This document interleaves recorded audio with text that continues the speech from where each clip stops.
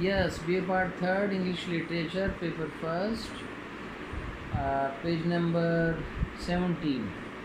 We have been discussing the text of Robert Browning's dramatic monologue, My Last Duchess. So, almost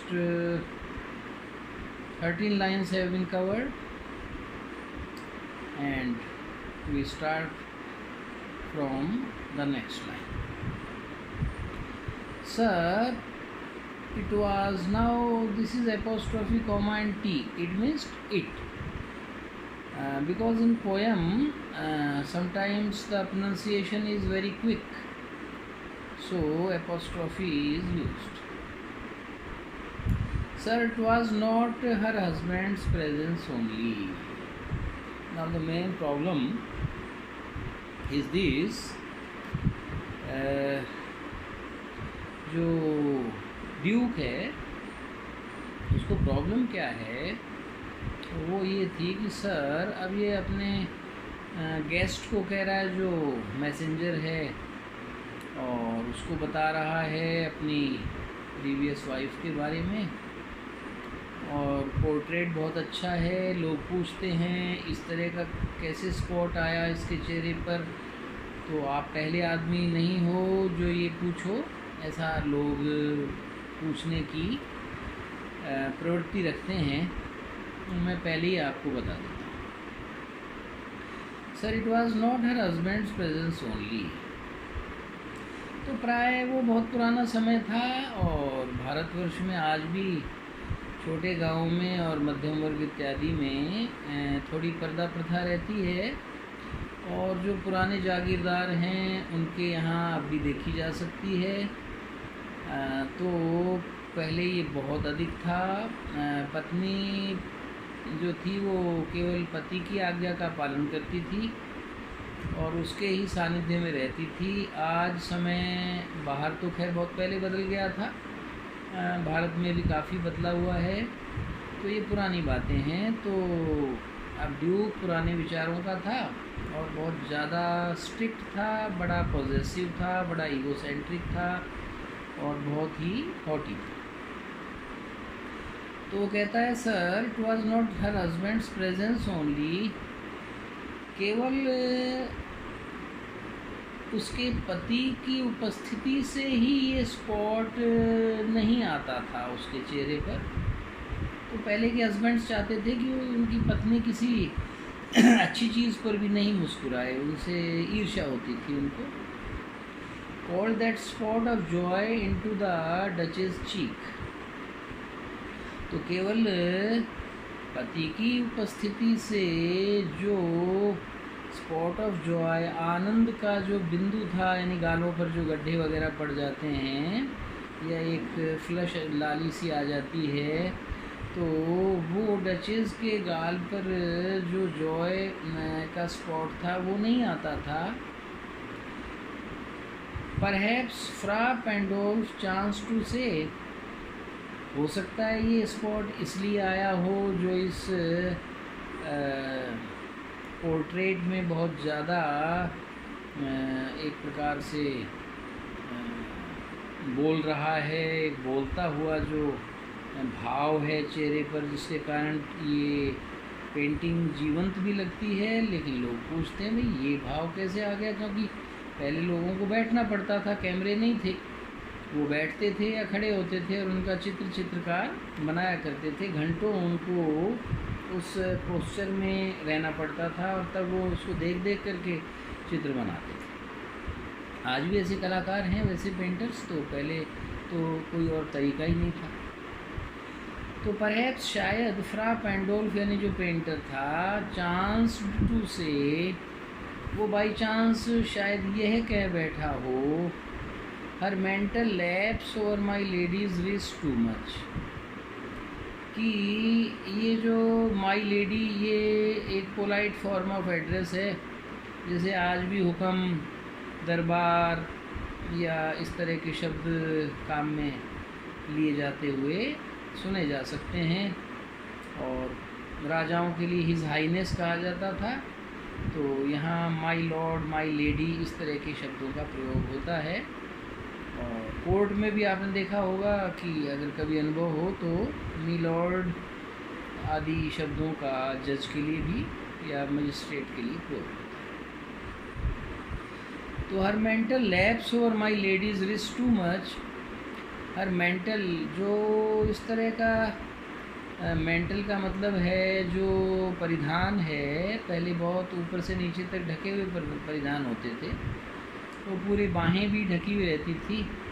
तो lapse और माई ladies risk too much की मालकिन की कलाई तक ये जो परिधान आ रहा है, गारमेंट है, ये थोड़ा ज़्यादा आ रहा है, यानी इसको थोड़ा हटाएंगी। ये पोलाइट फॉर्म ऑफ सजेशन है कि आप हटाएं तो मैं थोड़ा सा चित्र बनाने में मुझे और सुविधा हो जाए। और या ये कहा हो paint must never hope to reproduce the faint half flush that dies along a throat, कि पेंट जो है मस्ट नेवर हो, वो तो कभी आशा रख ही नहीं सकता to reproduce the faint half flush. Reproduce करना, रिप्रोड्यूस का मतलब है स्थापित करना। यहाँ पर द फेंट हाफ फ्लश, फेंट का मतलब धुंधली, हाफ फ्लश का मतलब जो आधा, जो फ्लश यानी एक मुस्कुराने का भाव है, फ्लश है एक शर्म के कारण जो लालिमा इत्यादि आ जाती है, तो वो आपके जो चेहरे पर है वो पेंट में तो यूँ की यूँ नहीं आ सकती।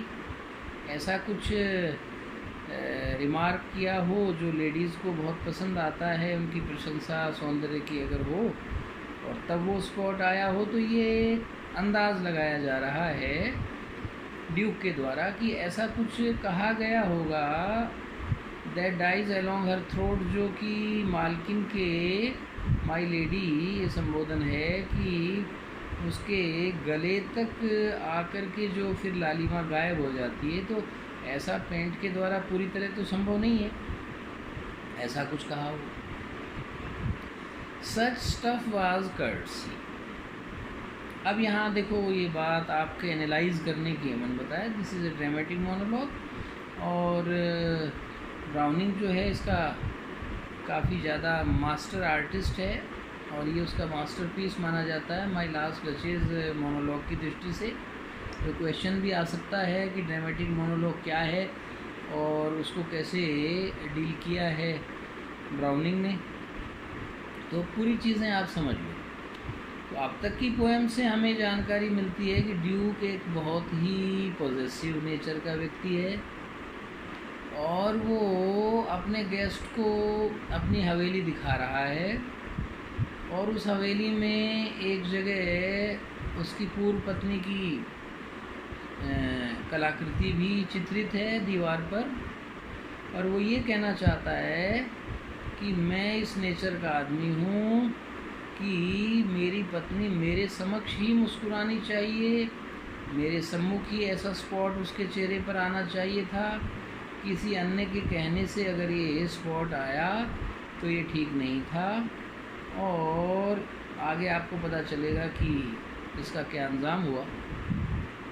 लेकिन वो कुल मिलाकर के इस किस्म का कुछ ईर्ष्या रखने वाला भी व्यक्ति है।